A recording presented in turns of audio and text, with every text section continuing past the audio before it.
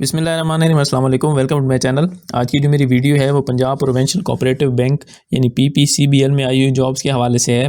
तो पीपीसीबीएल के अंदर जो है टेलर्स की, कैशियर की जॉब आई हुई है। इन पे अप्लाई कैसे करना है, ऑनलाइन अप्लाई का मुकम्मल तरीकाकार, इनका टेस्ट सिलेबस क्या होगा, इनका पे पैकेज क्या होगा, इसके अलावा इनका काम क्या होगा, ये जॉब्स परमानेंट हैं या टेम्परेरी हैं, और किस एरिया में कितनी जॉब्स आई हुई हैं, तमाम बातों की तफसील हम आपको इस वीडियो में बताएंगे। तो वीडियो को एंड तक देखिएगा।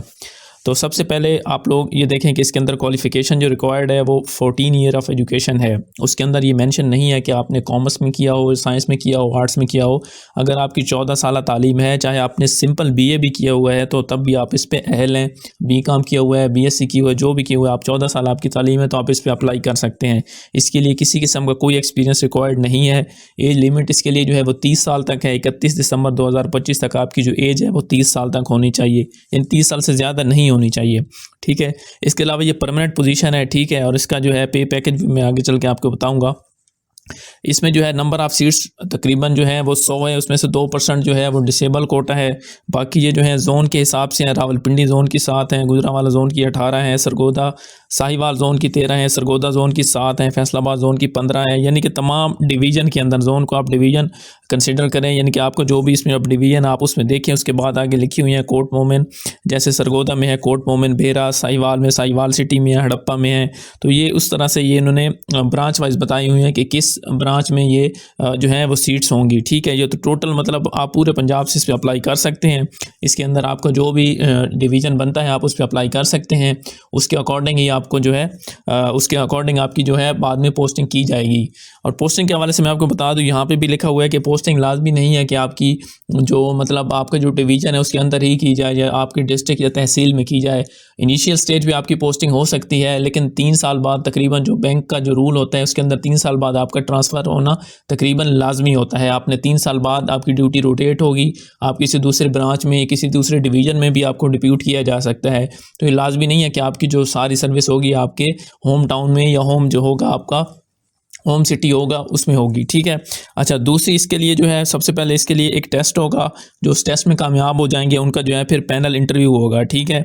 और इसके अलावा ये जो एम्प्लॉयमेंट है ये रेगुलर होगी, ये आपकी परमानेंट जॉब होगी। ठीक है। पहले आपका प्रोबेशन पीरियड होगा 3 माह का, 6 माह का, उसके बाद ये जो है जॉब्स परमानेंट हो जाएगी। और मोस्टली ऐसे होता है कि पीपीसीबीएल की जो जॉब्स होती हैं उनमें एक बॉन्ड भी साइन करवाया जाता है। यहाँ पर मैंशन नहीं है, लेकिन अक्सर ऐसा होता है कि अमूमन जो उनकी OG3 की जॉब्स आती हैं या टेलर की भी जॉब्स आती हैं तो इसमें एक बॉन्ड साइन करवाया जाता है कि आपने 2 साल या 3 साल बैंक में सर्व करना है। अगर उससे पहले आप मतलब कि छोड़ते हैं इस जॉब को तो आपको जो है इतना फ़ाइन या इतनी कोई अमाउंट आपको बता देंगे कि वो आपको बैंक को अदा करनी होगी।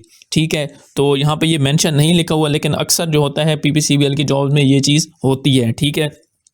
अच्छा, इसके अलावा ब्रांच वाइज वैकेंसी उन्होंने बता दी है। इसके अलावा अप्लाई करने के लिए ये देखिए IBP की वेबसाइट पे आपको जाना है। ऑनलाइन अप्लाई के लिए मेरी जो वीडियो है मैंने अलग से बनाई हुई है। इस वीडियो के एंड पे एक टैब शो होगा, उस पर आप क्लिक करके वो देख सकते हैं कि online apply step by step कैसे करना है। उसकी 500 रुपये फ़ीस है, वो आपने जमा करवानी है और फिर आपको कन्फर्मेशन मेल आएगी। ये सारी चीज़ें जो है मतलब ईमेल का प्रिंट लेके और आपके डॉक्यूमेंट्स और साथ मतलब जो चलान फार्म होगा, ये तमाम चीज़ें आपने, ये जो एड्रेस लिखा हुआ है इस पर आपने कोरियर भी सेंड करनी है। ठीक है।